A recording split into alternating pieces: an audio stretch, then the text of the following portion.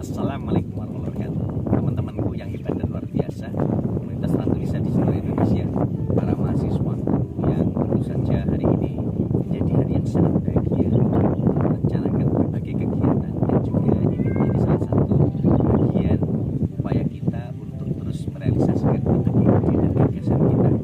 Nah, Mas Erwin, Pak Eris dan kawan-kawan tentu belajar bahasa Indonesia sudah kita lakukan sejak beberapa waktu yang lalu. Ini menjadi salah satu bagian upaya kita bagaimana melihat implementasi bahasa Indonesia dalam kehidupan sehari-hari.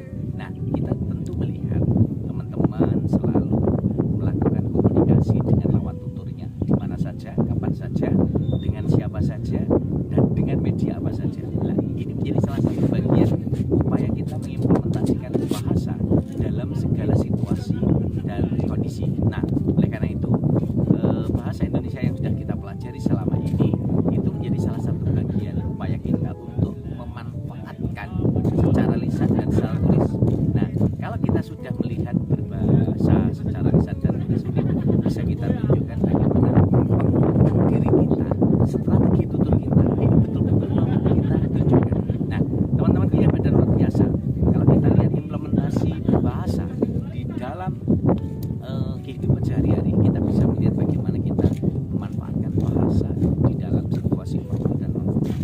Dalam situasi formal bisa kita lihat ketika kita memberi kuliah, kita rapat, kita berdiskusi dengan kita melakukan diskusi tersebut. Nah, inilah yang menjadi salah satu bagian penting untuk bisa memanfaatkan segala situasi dan kondisi.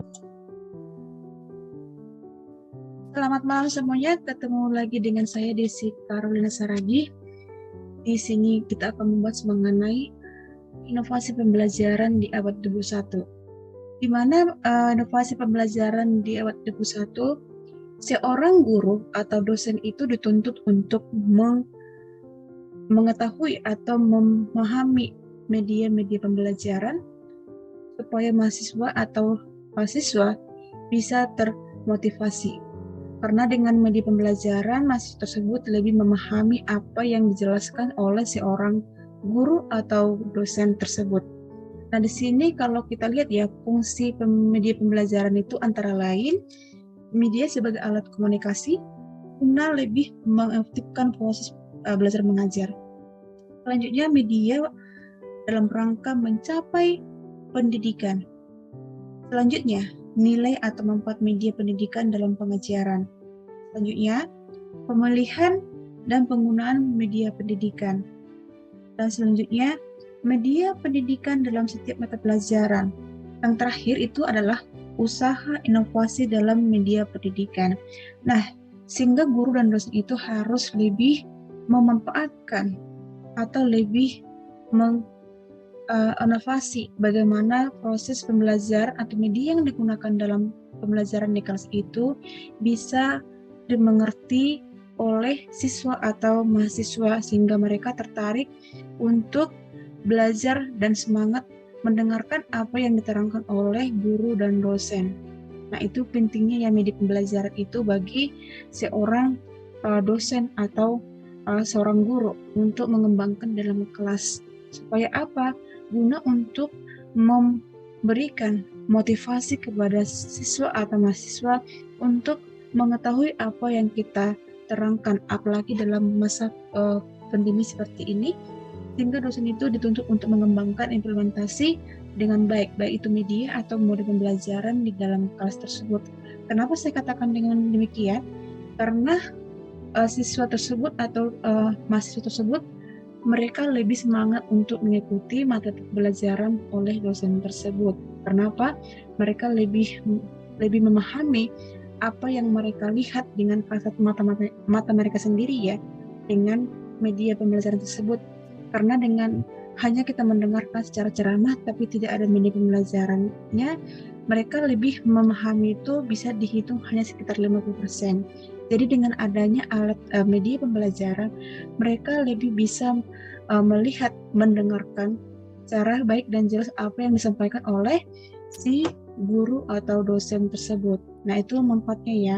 Semoga ini media pembelajaran yang saya kembangkan di dalam video tersebut bisa memotivasi kepada siswa atau mahasiswa yang lain.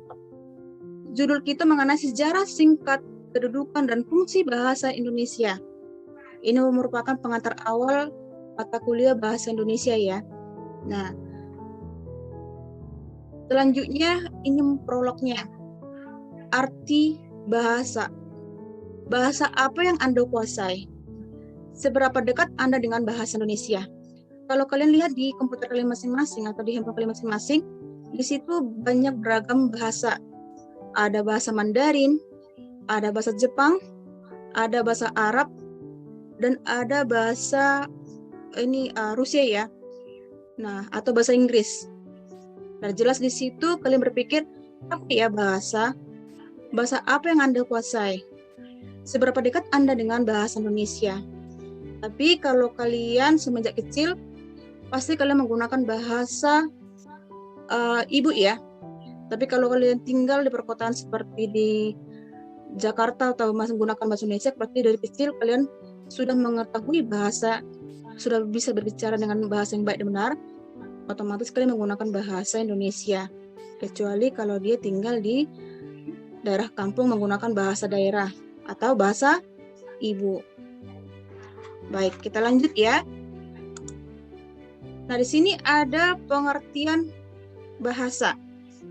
Bahasa adalah sistem lambang bunyi yang arbiter yang digunakan oleh para anggota kelompok sosial untuk bekerja sama, berkomunikasi, dan mengidentifikasi diri. Kenapa bahasa?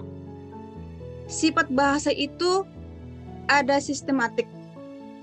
Nah, dikatakan sistematik, bahasa memiliki pola dan kaidah yang harus ditaati agar dapat dipahami oleh pemakainya. Dan pemakainya juga harus memahami ada pola ya atau kaidah. Nah, yang kedua, arbiter.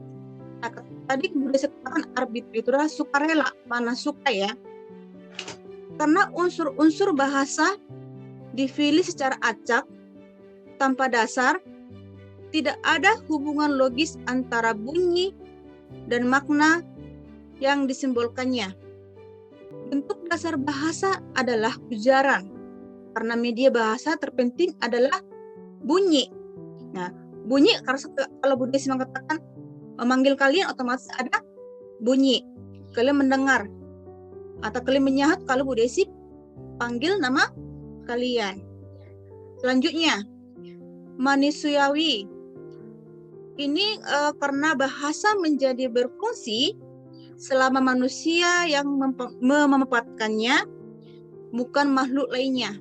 Nah, karena kita diberikan ini ya sebagai manusia ya, berbeda seperti hewan dan tumbuhan. Nah, hanya manusia yang bisa mengerti ya, mengucapkan kata-kata.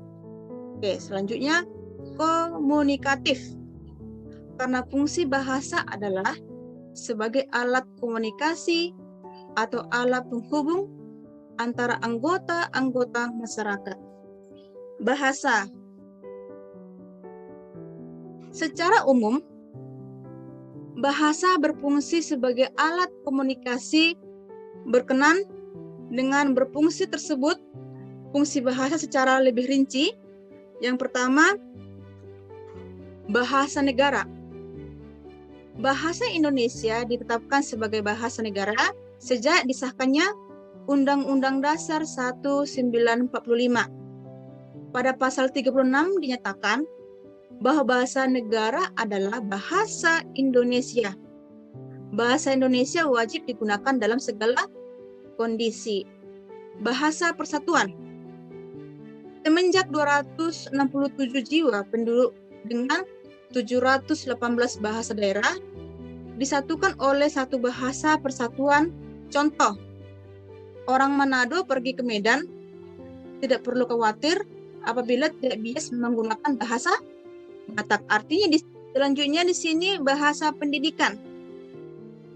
Bahasa Indonesia digunakan sebagai bahasa pengantar pendidikan di semua jenjang pendidikan di Indonesia. Yang selanjutnya bahasa perdagangan. Tulisan pada setiap kemasan yang diperdagangkan dalam negeri wajib menggunakan bahasa Indonesia. Yang kelima, bahasa etnik atau bahasa kelompok. Bahasa Indonesia juga sering digunakan sebagai bahasa kelompok dalam musyawarah. Kalau berarti di sini bahasa Indonesia dinyatakan lahir pada tanggal 28 Oktober 1928. Jadi itu merupakan sejarah ini ya, lahirnya Sumpah Pemuda. Selanjutnya, adanya bulan bahasa di bulan Oktober. Awal dari bahasa Melayu serumpun dengan Malaysia. Jadi awal bahasa Malaysia itu dengan serumpun dengan bahasa Melayu. Bahasa Malaysia, sorry. Karena pada dulunya sebelum kita menggunakan bahasa Indonesia, kita dahulunya menggunakan bahasa Melayu. Jadi karena sudah disahkan bahasa Indonesia itu lahir pada tanggal 28 Oktober 1928 sehingga digunakan bahasa Indonesia, bukan lagi bahasa Melayu.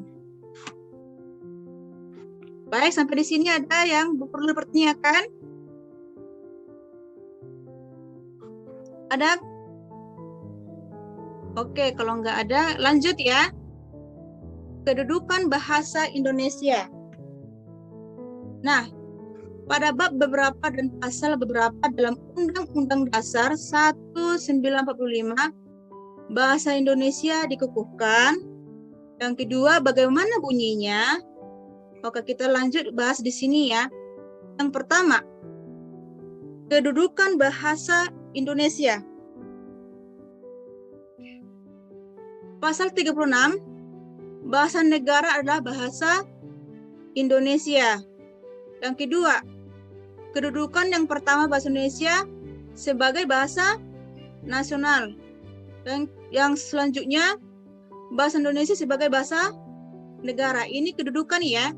Bahasa Indonesia sebagai bahasa nasional, bahasa Indonesia sebagai bahasa negara.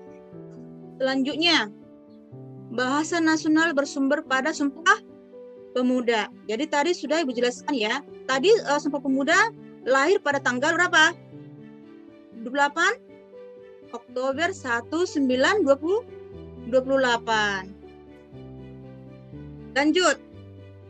Bahasa negara bersumber pada Undang-Undang Dasar 1945. Tadi bahasa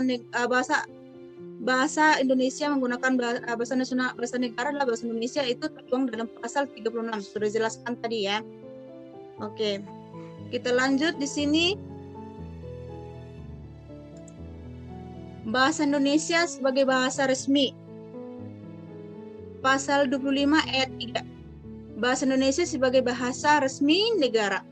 Sebagai yang dimaksud pada ayat 1, berfungsi sebagai bahasa resmi kenegaraan, pengantar pendidikan, komunikasi tingkat nasional, pengembangan kebudayaan nasional, transaksi dan dokumentasi niaga, serta sarana pengembangan dan pemanfaatan ilmu, pengetahuan, teknologi, seni, bahasa, media massa.